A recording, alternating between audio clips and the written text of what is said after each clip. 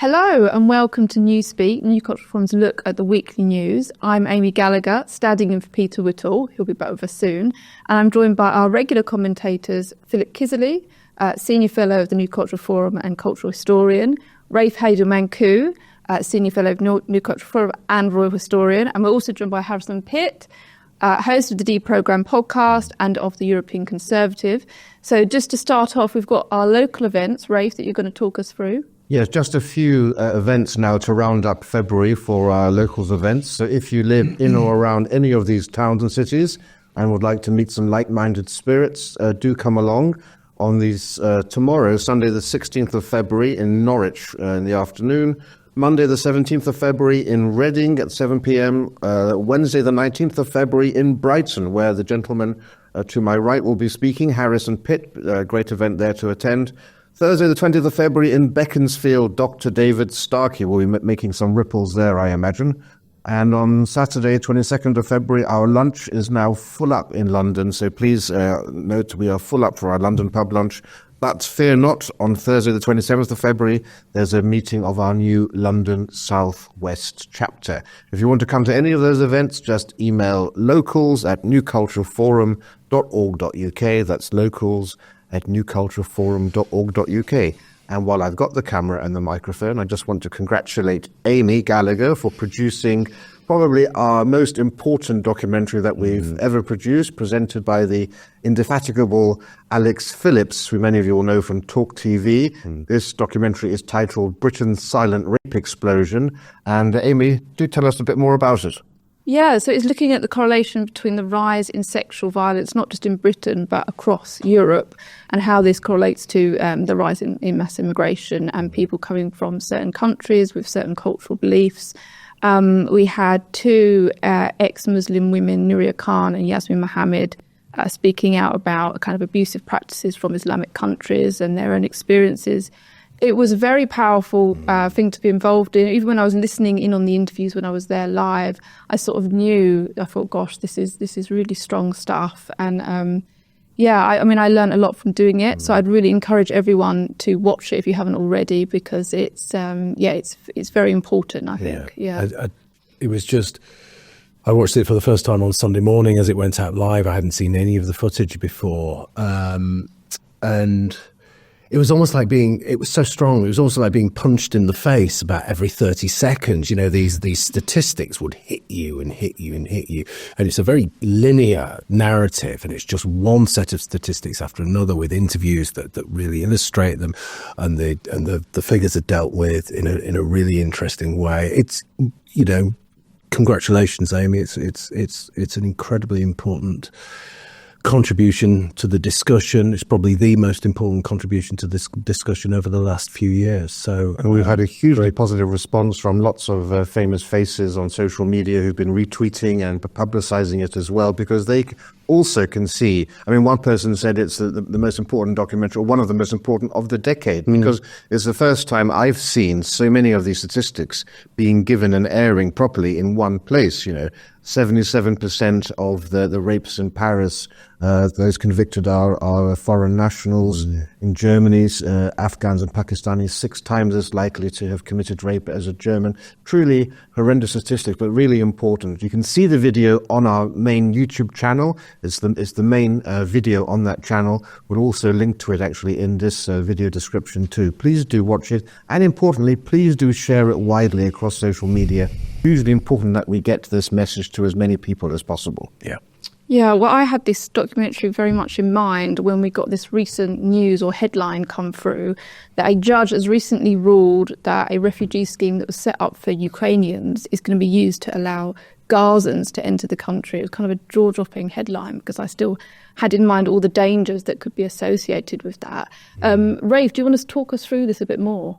Yes, so another day, another outrageous story with regards to our legal system and the granting of asylum and extensions to people's right to remain in this country. With this story, viewers may know that we've had for a while a Ukrainian settlement scheme and a Hong Kong settlement scheme. These are two schemes brought in by the Conservative government to enable people in those two places to settle here.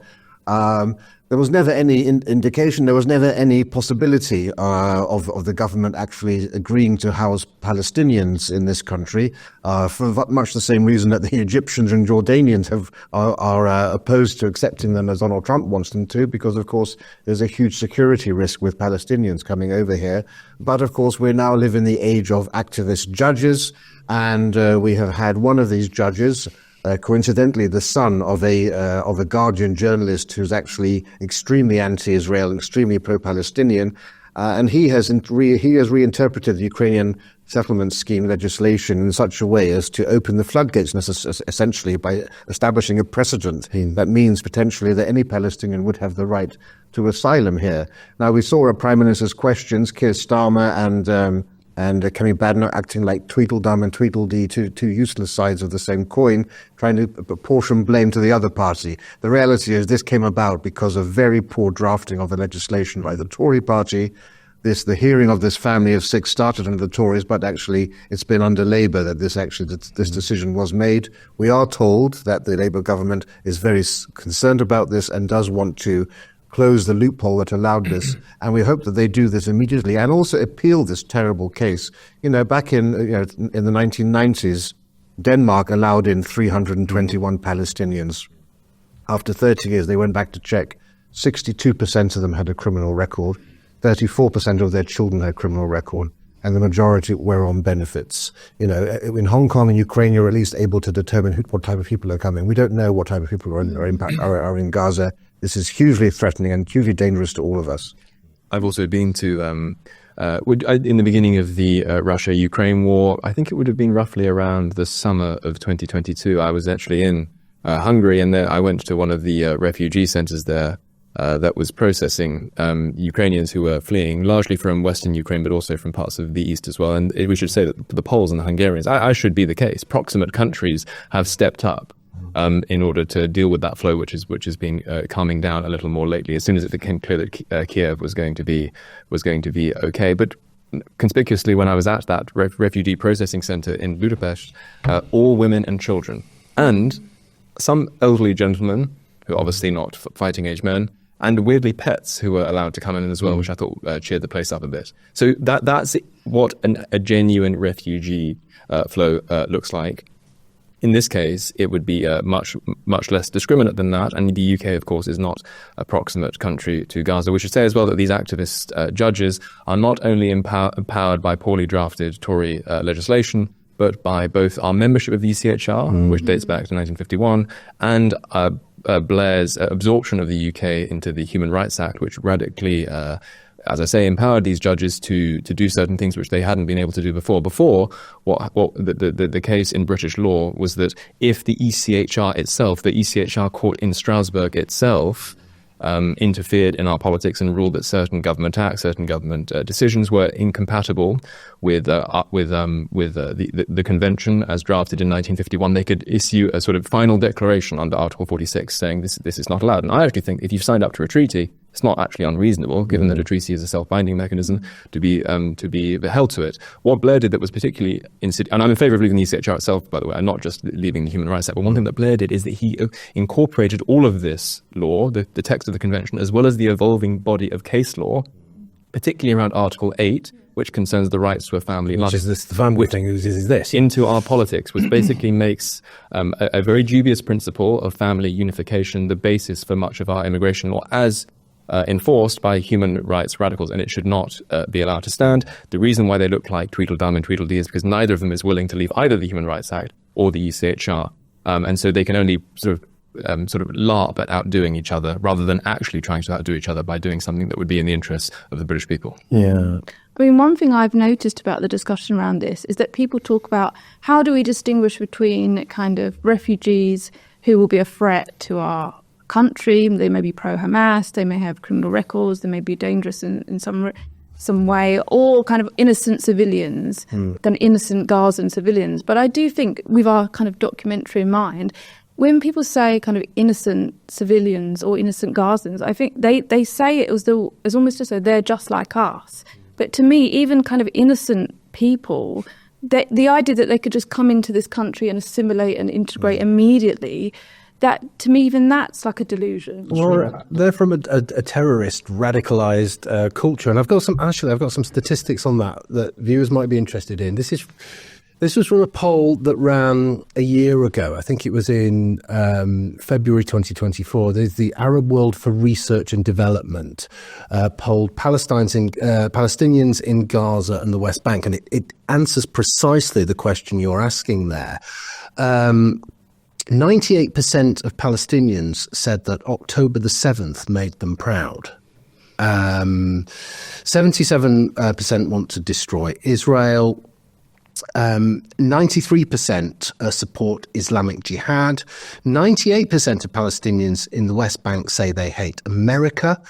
And get this, 100% of Palestinians hate Britain. Wow. Yeah, because of our imperial history there, probably. That's how we just outdo America. So anybody who is lobbying for these enemies to come and not only live in Britain but potentially attack Britain and also filch off the state, we're getting into kind of treason territory there. And it isn't just the number of Gazans who would be coming in, it's the fact that the rules have been bent and broken, overrode by a human rights judge, which will galvanize resident Islamists and the radical left, and we'll see a kind of revisit, I suppose, to the spirit of that post October the 7th moment that we had, where we realized that the threat within was much bigger and much more dangerous than we'd originally thought, and that we will have again on steroids. So it's incredibly worrying. And the key thing is, when it comes to resettlement of refugees, or you would call them asylum seekers or whatever, is they must remain proximate to the lands that they came from. If there's going to be any chance of them going back. Yeah. And that, this is supposed to be temporary asylum. The Germans learned this the hard way. They now give out temporary visas. So the idea is you are supposed to go back. We've seen movements in Denmark and everywhere to send people back to Syria. There's a very slow process in this country with regards to all that. People need to understand, if the refugee system is going to work, the people coming have to be culturally and socially compatible, maybe even religiously compatible as well. That means doing away with any notion of, we have, the 1951 UN Convention on Refugees was created for an era when we were trying to rehouse a population of Europeans, be they Slavs, be they Jews, whatever. Nobody foresaw the mass transportation technology enabling people to move across continents. We need to tear up the UN Convention on Refugees, create a new one saying that refugees must be rehoused within their continent of origin. If you're fleeing Sudan, you go to Kenya or somewhere else in Africa. You're Vietnamese, you go within Asia. If you're Palestinian, you should ideally be resettled within the Middle East. And there's no excuse when you have countries as rich as the UAE, as rich as Qatar, as rich as Saudi Arabia. If they don't want to house them themselves, they have the resources to build state-of-the-art refugee camps in places around the Middle East. And they could easily pay countries to accept them. Can I make But the big problem, of course, is nobody wants Palestinian refugees. And if fellow Muslims in the Muslim world don't want them, we should be asking questions. We're often told Gaza is a hellhole, it's an open-air concentration camps. Well, concentration camps usually have 4 fences. One of those fences is with Egypt. And the fact that Egypt has not been willing to open that speaks volumes.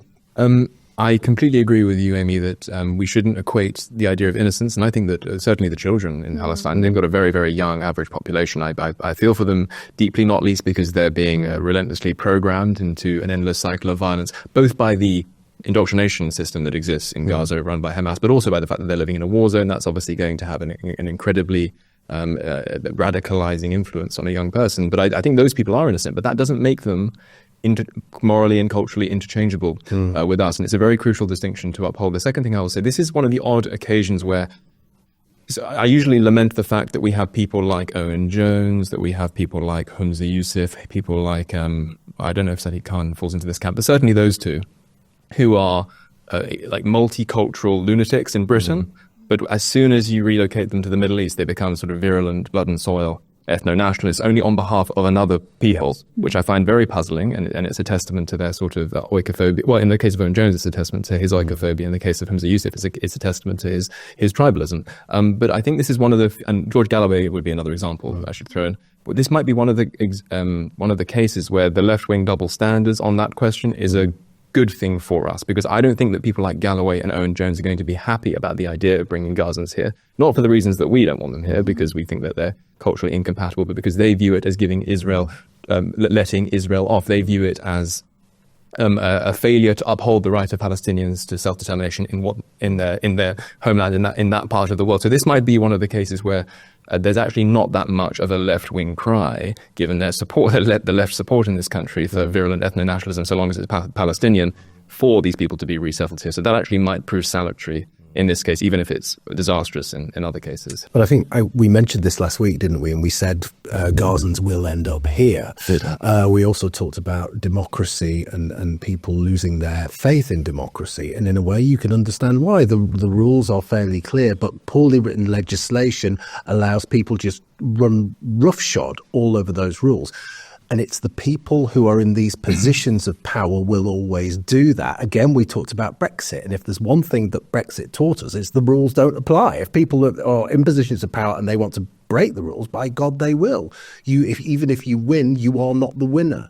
So all of these things are so incredibly worrying. It feels as though I keep thinking about Donald Trump and I keep thinking about what he's saying about that. Again, it feels as though we need this huge cultural shift. We need this big clearing out. It isn't just about legislation. It isn't just about tying up loopholes. It's something much more fundamental, and it's actually about people. I mean, and what's interesting about all of this is the contradiction of there's very people that want to welcome these people in, presumably because they think Britain is a good country to live in, also hate Britain and think it's a terrible racist country. And we've had some new polling out, Harrison, which you're going to tell us about. Oh, yes. Young people and how they feel about the country. That was such a skillful segue. I didn't even notice it was happening. Yes, this is true.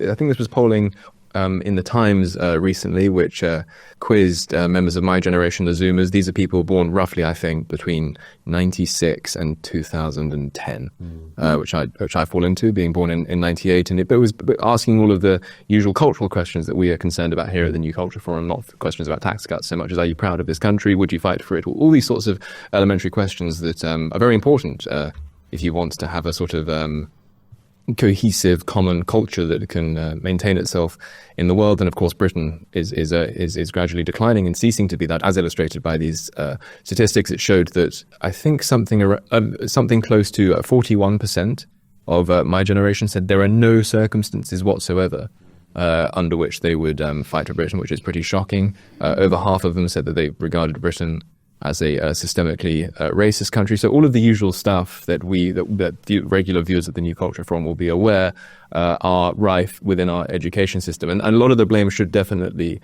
be put on that. However, I don't think it's exclusively a problem with the educational system. I think it also reflects the fact that Gen Z, Zoomers, are the most diverse generation in British history. And given that mass immigration into this country in the post-war period, but also especially since 97, has occurred at such a blizzard-like pace, and from parts of the world that are so culturally incompatible with ours, that once you get sort of ethnic silos developing in places like Bradford and Leeds, and it was very noticeable when I was at school that certain people, they may have been very agreeable on an individual level in terms of interacting with them, but if you were to ask them questions, do you think of yourself as British? Would you fight for Britain? They would say, no, I'm Egyptian, or no, I'm whatever. And it didn't mean that didn't necessarily mean that they were bad people. Most of them were perfectly charming to hang around, but a lot of these people are sort of cynical about their identity. Whenever identifying as British favors their interests, if they want to get a passport, if they want to get someone into the country, all that sort of thing, they will identify as British. But as soon as you say, well, it's crunch time, we're at war with France, are you on board?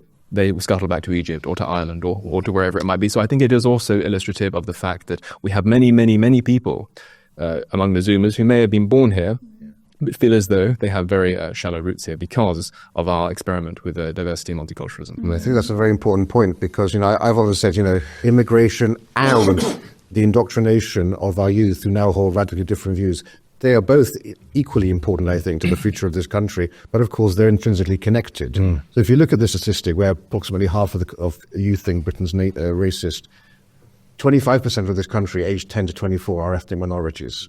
So if you just assume that the majority of, I have no evidence to assume it, but if we assume that the majority of that the highest preponderance of those who think this country is racist are ethnic minorities. That means it's only around a third of white youth who actually think Britain is racist. But of course, as Harrison is saying, that demographic expands and grows, this phenomenon is going to become much more broad, particularly when they're being indoctrinated with the ideology of victimhood and told that they're victims of oppression and of systemic racism and of white privilege and so forth. But of course, it's also undeniable that there's also a growing sense of this radical change in viewpoint amongst white British youth as well, who are being indoctrinated. I'm actually surprised it's not a larger number. If it is only 1/3 of British white youth who hold this, but irrespective of the race, people think that Gen Z, some people I hear say, they're going to actually be much more conservative on a lot of issues. Well, on trans and LGBT, but that's also because of the same factor that they're coming from ethnic minority backgrounds, actually. Yeah. I think there's a separate issue about the radicalization of our white youth in this country along a whole slew of other issues aside from the racism issue. And it is, I think, the biggest challenge we're going to face, because what it does mean is, in 30, 40, 50 years' time, the majority of the working age population of this country are going to hold views, attitudes and beliefs that are completely out of kilter with every other generation, and they're either going to be ashamed of this country or actively despise it, not least because then they're being taught biased history. And I think there's something else as well. I think the Gen Z, that generation, are the most privileged generation ever to have walked the earth, and the idea that they would have to fight for something is completely alien to many of them. And the Times have done a really good piece on this, because it's a Times piece of research, isn't it? And I don't know whether you've seen it. I think you have. You're laughing about it. So the last time they did this poll was 20 years ago. So that was my generation, and we were much more patriotic, and it was much more kind of easygoing. And this time they highlighted a particular person who was a model who was, I think, half Indian and half Jamaican, and she was saying, she didn't like this place. It was systemically racism, and she was the picture of privilege. She was the picture of narcissism staring into the camera. People who are downtrodden and who are the victims of racism don't act like that. So the whole point of what she was saying was brilliantly undermined by the Times, and it was a very, very good piece. But of course, they are blind to the bigotries and racisms from the countries that they have absolute allegiance to. So India, for example, is built on a bigotry through the caste system. Jamaica is incredibly racist, not to mention very homophobic as well. But none of this ever penetrates. So it is, again, it's all of those things. It's demographic change. It's indoctrination through education, and it's incredibly short-sighted narcissism. I think what was interesting to me about this was it showed how entrenched these ideas are, because I was kind of beginning to think, the tide is turning on woke, and and what's happening in America, everybody's turning on DEI. You've even got Labour ministers like Wes Streeting coming out and speaking about whiteness in the NHS and saying DEI has gone too far. And I was sort of thinking, right, that's it, it's over. But actually, when you see polls like this, you realise that the kind of cultural revolution has been entrenched in people for so long that even if the tide was to so-called kind of turn, actually that doesn't necessarily have an impact on people's opinions, actually. And then you do sort of think, right, gosh, how do we get out of this mess, Rafe? Like you just think, what is it? Is it going to take a whole decade or another 20 years for us, if we are going to sort of turn against these kind of anti-British or woke ideas, that is a big project. It's not something that can happen. It's a massive project. I mean, we've often discussed, Yuri Bezmenov on here, the KGB agent who went to Canada in the 80s and revealed the communist KGB secret plan was essentially it takes 25 years to create a cultural revolution in a country by targeting the young, indoctrinating them through a process of demoralization, which we've seen by basically undermining their culture, tearing down their statues, telling them that their heroes are all villains, and that, in fact, they didn't build everything. Everything that in their culture was built by diversity and multiculturalism. Then you get the destabilization, which is what we're in the process of right now. We're being destabilized, post-George Floyd particularly. And then you get the crisis. Well, we're waiting for that crisis to break on our shores any day. And after that, you get into the process of normalization. And, you could easily see, as I said, within 30, 40 years, these people will be the working age population. And they're all going to basically normalize this ideology. So it requires just as much of an effort being done to reverse the long march. And we could be 15 years into that project if the Tory party actually understood all of this, we would only have a decade or so to go left. We've been waiting so long for that intervention, and it just never has happened. We've actually seen the intervention happen in the US. So, we're waiting here. There's definitely a vibe shift underway in the US, and there is here as well. Although the Zoomers are the data suggests that the Zoomers are slightly less woke than the millennials, which isn't saying an awful lot, but it is nevertheless true. And the real evidence of that that drift away from wokery among Zoomers is primarily concentrated among young men, and so there definitely is something going on with young men at the moment. The young Zoomers who are much more of my, let's say, cast of mind on these sorts of questions. So that is something to be encouraged about, particularly when, and I'm going to risk sounding a little sexist here, but it's not intended in that way. There is evidence I think it's pretty well agreed among evolutionary psychologists that women are temperamentally more agreeable than men, which means that women tend, not always, but in general, they tend to sort of line up behind what they perceive to be the dominant culture for fear of stepping out. And there are very good evolutionary reasons why women would be more risk averse than men, and men are more risk taking. A good example would be if you're on an aeroplane and both a husband and a wife are privately against masking, who's more likely to be complaining about it to the stewardess? It's more likely to be the man who actually speaks up than the woman, even if she is actually privately opposed to masking. So that's a good sort of test case for those sorts of things. A lot of men, young men, what I'm basically saying is that the fact that lots of young women young native women here are very, very woke, I don't think we should be too despairing about that, because I think these commitments are very fickle, is what I'm trying to say. In the case of men, the rebellion is real. In the case of young women, again, in general, I think that the conformity is slightly confected. And if there were to be a vibe shift here, as we're already seeing in the US, I think we would see a lot of young women realizing that that was the place to be, and they would hop aboard accordingly. So they would... I think there's something else to add to that as well. And a lot of, and again, the data really backs this up, a lot of these young women who follow all of these elements of the religion, the ethical framing of all of this stuff, are incredibly unhappy. Yes. And I think that's a really important thing. And people only want to be unhappy for so long. And actually, lots of young people actively want to be unhappy. It makes them interesting. It makes them complex, or at least seem to be unhappy. There might be something of a shift when this generation of people get older, and when the consequences, the contextual consequences of what they've believed in so far become more and more evident. And that's what we're seeing day by day, isn't it? So they may well change. And again, that whole idea, the vibe shift of family, responsibility, work, and all of those things, because trends do change. All of that stuff, when that kicks in, that will be, again, extremely important. I'm not being, laid back about this. I know that the challenge is huge. The plane has crashed into the mountain. We're climbing, all the rest of it.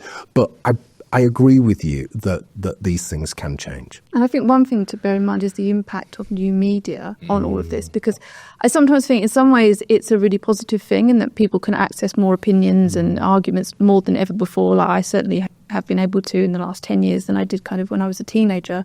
But then it also does mean that people can get into echo chambers and be fed propaganda. So you can kind of see it from both sides.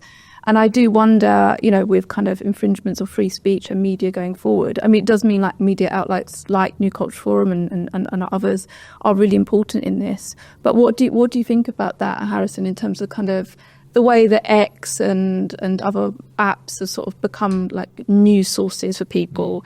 Is that positive, or is it does it mean that we're all kind of in our own kind of spaces? Or it's overwhelmingly positive from our point of view. I think that has to be said, notwithstanding the risks you outlined to do with inhabiting your own echo chamber. And I'm actually very on guard against doing this. I try to follow as wide a smorgasbord of voices on X as possible in order to avoid those very pitfalls. But I'm sure not everyone is quite as vigilant as that. But it definitely is in our favor.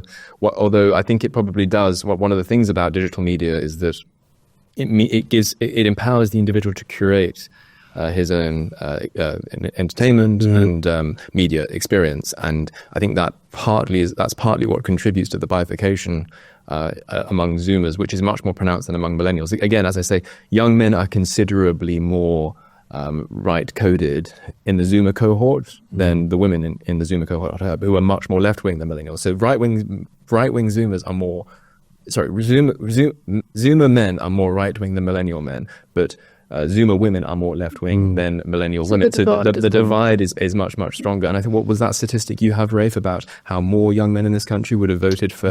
More young men under the age of 44 would have voted for Trump than would have voted for Nigel Farage. Yes. But what we're experiencing, essentially, we're downstream from what happened in America in terms of the dividing of American society. And I don't think anyone thinks that America has a healthy balance.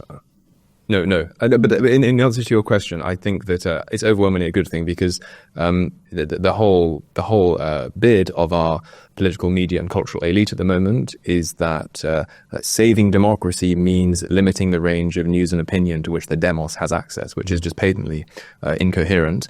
And I would rather have a sort of cacophonous mess of voices, which I think is a better measure of a society being free and is more likely to line up with a society being well governed than a sort of a top-down propaganda machine dictating to everyone what can and can't be said. So I think it opens up the possibility for a great deal of folly, but also for real change, and we should be getting behind that. And I think that's one concrete way in which the election on Donald Trump has already benefited people in this country and across the world, because of course up until his election it really was only X, which was a genuine free speech platform where you could actually have exposure to this sort of ideas and these sorts of videos and so forth. And unfortunately, in this country, there are only 20 million X accounts, and of those 20 million, very few of them are actually politically engaged. So the vast majority of the population still don't have access to the sort of content we're talking about here. Now, because of Trump's election, you have Zuckerberg and everybody else trying their very best to appease him. And so we've seen efforts made to try to make Facebook and so forth much more bastions of free speech than they have been previously. So we can only hope that leads to these sorts of messages reaching an even broader audience. I think that's a really important point about the variety of social media, because practically everybody uses some kind of social media now, or many people do, and it doesn't necessarily have to be X. The Facebook thing is really important because many people use Facebook far more than they do X. So that idea of sharing, I've started sharing material and having discussions on Facebook in a different way. I just used to use it for social stuff and interests, but now I've started using it for politics. And if viewers want to follow me, I'll follow you back. I think we should all be using Facebook much more now. I think that is one way of being able to share information if people don't like Twitter, or they find it too confrontational. Although, of course, Gen Z have never heard of Facebook, so I'm not sure what apps they're on and whether those apps are similarly open, but I suppose TikTok would be. Instagram. Yeah, although I'm not on it myself. Well, I mean, one way to look at how people feel about the country is to look at the way they treat their public services and how they behave in the public square. There was a recent column by Telegraph columnist Alison Pearson looking at public transport and the lowering of standards on public transport in relation to loudspeaker music and people putting their feet up and so on, the way they behave on public transport. Philip, can you tell us more about this? I can, because I use public transport all the time. I can't drive. I live 200 miles away, and I work down here every Thursday, so I'm on trains all the time. Okay. And wherever you sit, whether it's in first class, whether it's in standard class, whether it's busy, whether it's the middle of the day when it's not so busy, you're always going to have someone who's got a phone on, who's having a great big Dom Jolly type conversation.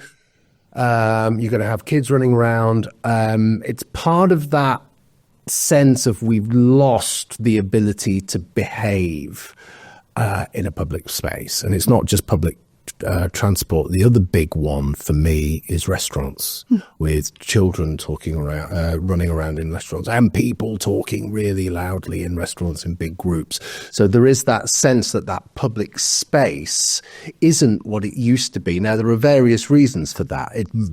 Different kinds of people inhabit that public space. Now, we've talked about demographic change. In Africa, being loud in a public space is very different to being loud here. It's just a culturally different thing. That's one thing. The other thing that's really important is that we all live in these, or many people live in little worlds that are plugged in by earphones that are looking at things. So people just assume that you're in your own world and they can be as loud as they want because they're not, you won't hear them.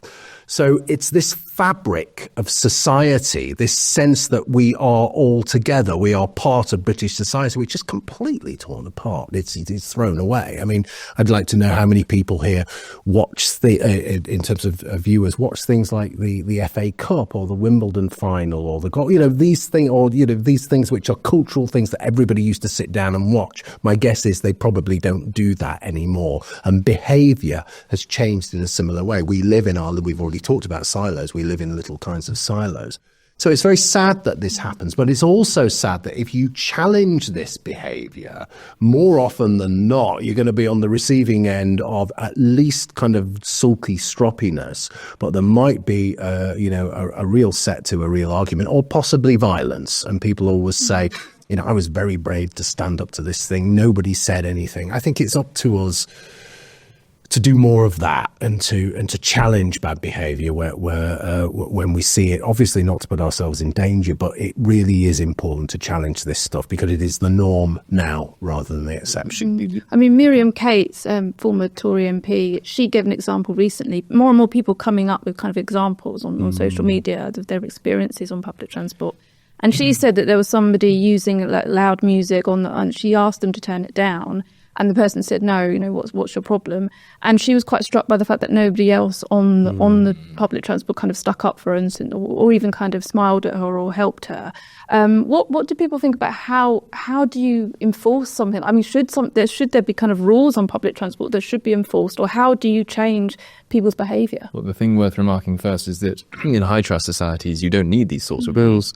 And I think the person who, in the English conservative tradition, who's expressed this best is Edmund Burke, when he says something along the lines of cooperative social existence is difficult, and it requires people to put to be self-disciplined and to put chains on their appetites. And the less that those chains are imposed from within, the more they need to be imposed from without. Men of intemperate minds cannot be free; their fashions forge their fetters. And this is the lovely thing about the English conservative tradition, is that it mixes a concern for order with a concern for liberty, because a high trust makes them compatible.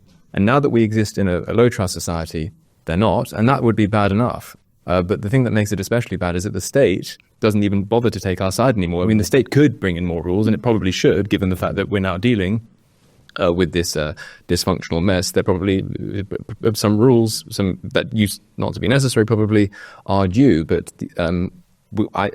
given that we now don't have ordered freedom so much as a narco-tyranny, the exact reverse, I think a lot of people who would in previous eras have felt empowered to some extent to say, excuse me, can you turn the music down? Not just because they weren't afraid of being stabbed like maybe they are today, or getting themselves in a fight, but they would have trusted that the state would take their side. Whereas today, if it happens to be a minority, which it usually is, doing this, and you tell them not to, you might have a non-crime hate incident recorded against you, and you may find yourself in trouble with the local police constabulary. So it just everything about the situation is dysfunctional. But yes, I'm sorry to say, for now, before we can get our house in order, there probably do need to be rules brought in, which would have been unthinkable generations ago. But it's not just about etiquette as well, is it? It's not just about kind of that kind of status quo of this is how we behave, and if people don't behave like that, we can't just say, well, as you've just said, we can't just say, well,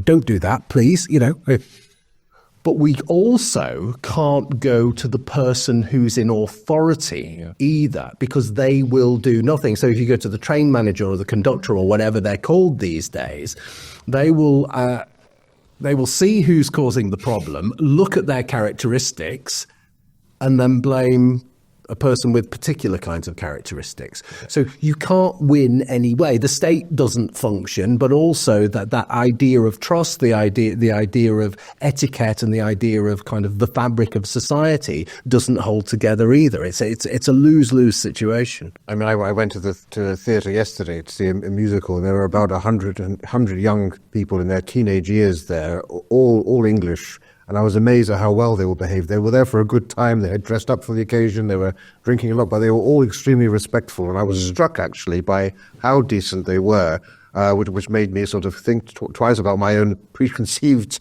prejudices on all of this. But as you're absolutely right, it is partly, of course, due to mass immigration. And, we all know ethnic diversity lowers social trust and leads to a deterioration of neighborhoods, deterioration of buildings, deterioration of the way one behaves on public transport.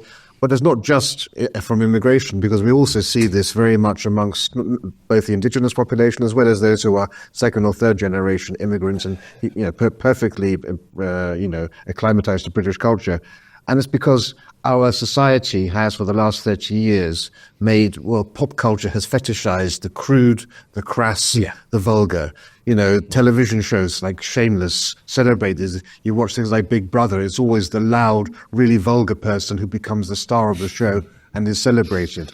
When I was growing up, you had comedies like To the Manor Born, you had Good Neighbours, and there was, you were sort of elevating society in some way, very subtly perhaps, but you had role models to look up to. Those role models have gone now, and the role models that everyone looks up to now are the Katie Prices, or, all these types of characters. And I think that becomes people's reality. The reality around them is one of vulgarity. It's one of the weird, that's a very interesting point. It's one of the counterintuitive things about being countercultural. When you already have a very intact society with a very stable set of norms that the vast majority abide by, being the one countercultural person seems edgy. It seems like the thing to do. This is the problem with Bloomsbury. This is the problem. What happens in the 60s almost, like when it's just Bloomsbury in the 20s, it's just a little upper middle class set. But when it's the whole society, all of a sudden you get social decay. And again, you mentioned Dom Jolly earlier. It's very funny in the 90s when Dom Jolly's doing all that thing because he's the only person doing that thing. But if it conditions everyone to think that that's the way to behave, it's considerably less funny. Well, there's a kind of hegemonic structure that works, isn't it? And it's that kind of middle class kind of thing that we see in pop culture. So it's classic in things like Agatha Christie, for example, where there's a crime committed and actually restoration isn't about the crime, it's about social restoration, putting things back in order. Now everything has just you can't put things back in order. That's the problem now, and it's that counterintuitive thing about destroying something that works and being left with something that fundamentally doesn't. I found it interesting because, when I started working as a nurse, I really loved travelling into London. I liked getting on public transport. I found it it sounds ridiculous to say it now, but I found it quite invigorating. I liked kind of travelling to places, and it was really, quite exciting. And then gradually, over the sort of my nursing career, I started getting dirtier and more kind of antisocial behaviour coming through, and then more crimes coming out in the headlines. And then eventually I was terrified to kind of travel to certain places, and it's such a shame. But yeah, I do take your point as well, Rafe, about the vulgarity, because it's often the things that people are playing. It's not just that they're playing loud things, but it's that the kind of detail, the content that they're playing is often of a kind of a culture that is kind of grotesque. And it does make you feel like you can't kind of escape it. And it just means that everything becomes unpleasant. And then you just you start thinking things like, how can I avoid going on public transport? Or how can I minimise the journey? And you just realise, I never used to think this way, and it's such a shame. But anyway, do let us know your thoughts on public transport and your experiences. Maybe they're different to ours or the same. And for extra members, we will be going on to talk about whether it is racist to call somebody stupid and white. So yeah, do join us if you're a member. Thank you, Rafe, and thank you, Harrison, and thank you, Philip. And that's all for Newspeak for today. Hello. If you're enjoying the New Culture Forum channel and you believe in our mission, may I invite you to join our membership scheme at the link below or on our website, newcultureforum.org.uk. Our work is more important now than ever, and we have great plans ahead for the future, but we can't do it without your support. From as little as £3 per month, you can help ensure that we continue on our mission. As a member, you'll receive a range of benefits, including access to exclusive content, invitations to our private events, including here at our studios, free copies of our books, and much, much more, including, of course, our famous NCF mug. If you aren't able to become a member, then please help us by clicking this button and subscribing to our channel.